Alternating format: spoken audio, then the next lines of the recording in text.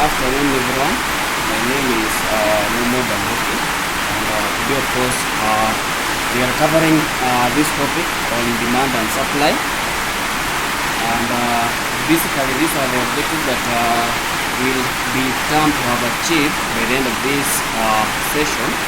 That we'll be able to define some terms, of course, related to demand and supply. Also be able to outline, that is, discuss the differences between demand and supply. Also, we are supposed to be able to know and outline factors affecting demand, and as well the factors affecting the supply.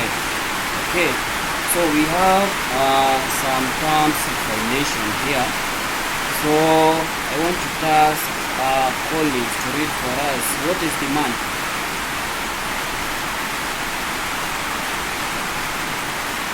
Or somebody define for us the term demand. Okay, demand. You can define demand as the amount of products that customers are willing and able to purchase at any given price. Sure, thank you. We also have the term supply, and we see that this is the amount of a resource that any firm, any organization which has assets or so is able to provide the market or to an individual. We also have the term household, which means the people who live under one roof, and they make or they are subject to others, making for them that is joint financial positions. Contrary here, we also see the demand and supply curve. And I want to ask Jefferson, can you explain to us on the first image, that is the demand curve. So what is the demand curve, and what can you explain to us about the demand curve? Come again, please. We are not getting the question clearly. Okay, we have two images here, where the first one represents the demand curve, the second one represents the supply curve.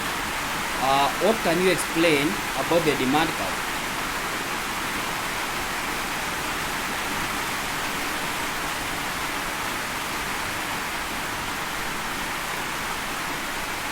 Okay, to save on time, so we can see we have two images here. We have the demand curve, then we have the supply curve. On the demand curve, you can see we have on the vertical axis we have price, that is price A, price B. Then on the horizontal axis we have quantity A, quantity B. That means when quantity is in surplus, of course the price will be minimum. That is the demand curve. And this is the vice versa of the supply curve, whereby when we have large quantity, or when we have a small quantity in the market, that is maybe suppliers have large amounts of raw products, that means the price will be low. Same case when the supply is in large amount in the market, that the price will be low. We also have the differences between demand and supply. I want to ask one person to take us through.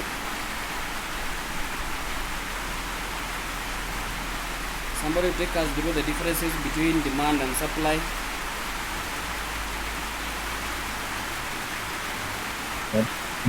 As you can see, demand is the willingness and capacity of a buyer at a specific price. On the other hand, supply is the quantity offered by the producers to its customers at a specific price. Okay, we have a lot of noise. A minute. Demand is the downward curve to the price.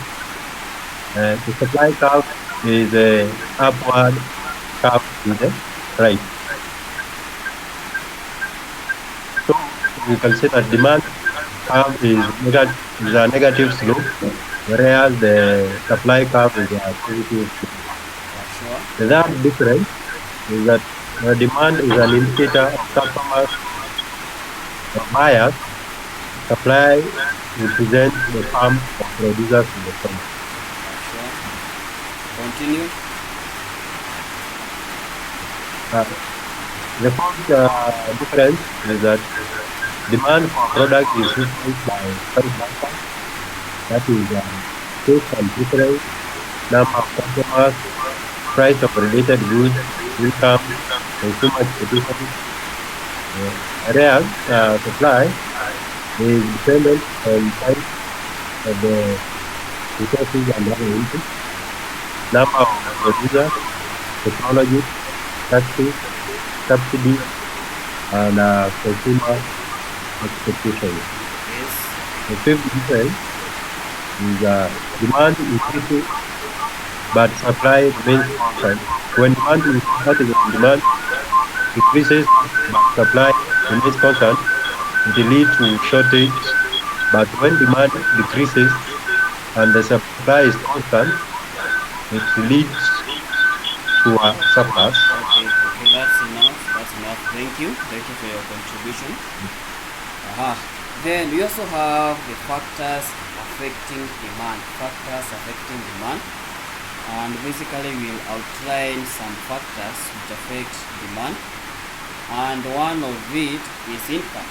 And you see that of course income it is a factor, or it's one factor that influences the demand. For instance, when a certain population living in a certain area, or there is a working class living in a certain area, there will be a higher standard of living.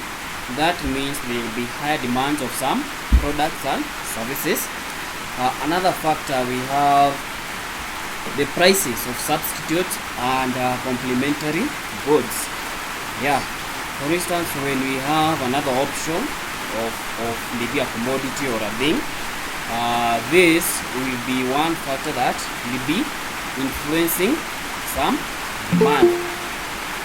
Another one, we also have the number of consumers. So remember that when we have a high supply of a product or a service, this of course will lead to lower demand, and vice versa. When you have a lower amount of supply, that means you have a higher demand. So the number of consumers, of course, is also another factor that influences the demand. Another one, you also have the consumer's taste and preferences. Yeah, for instance, now we are in a world of my dress, my choice. Yeah, for instance, we see that some products, like we have fashion, or some goods, and maybe some foods which are very okay, which are wanted, or maybe the young people, they want them. You see that this affects some the demand of those particular products.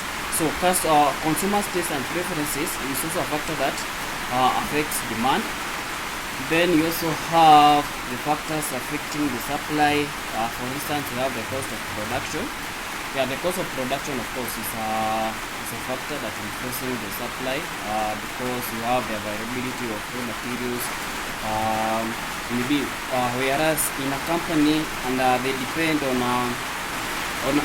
some materials, maybe they depend on maybe some fuel, maybe to supply, maybe to the market.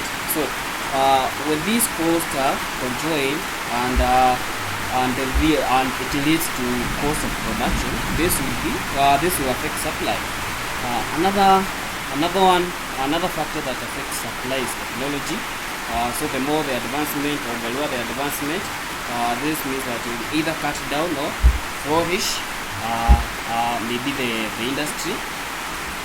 We also have the government policies. For instance, we have tax, the likes of incentives maybe. So if we have policies which are not in line with the companies, yeah, so we see that this of course will improve the supply of some products and services. We also have transport, availability of transport.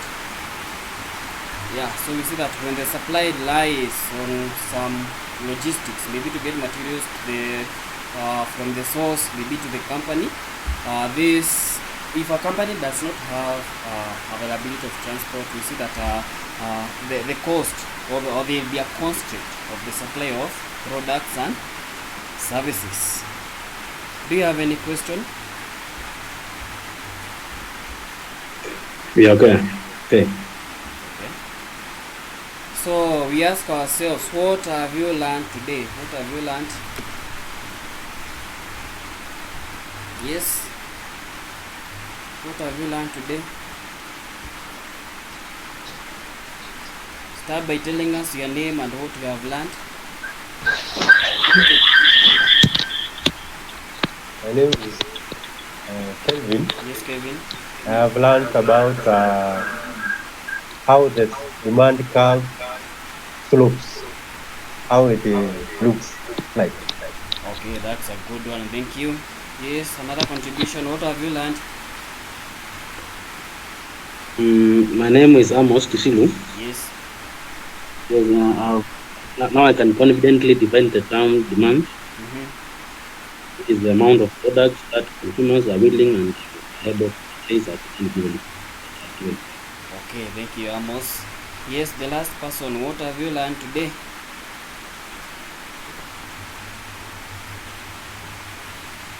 Another contribution.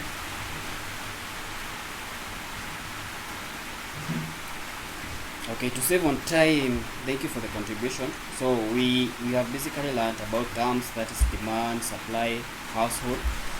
We have also seen the demand and supply curve. We have also defined and looked at the differences between demand and supply, and also the factors influencing demand and supply. Okay, thank you for coming to this class. We'll be having another class next week.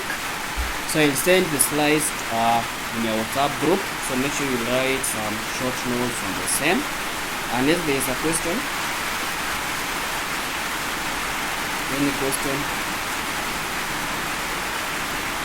No questions. Okay, thank you.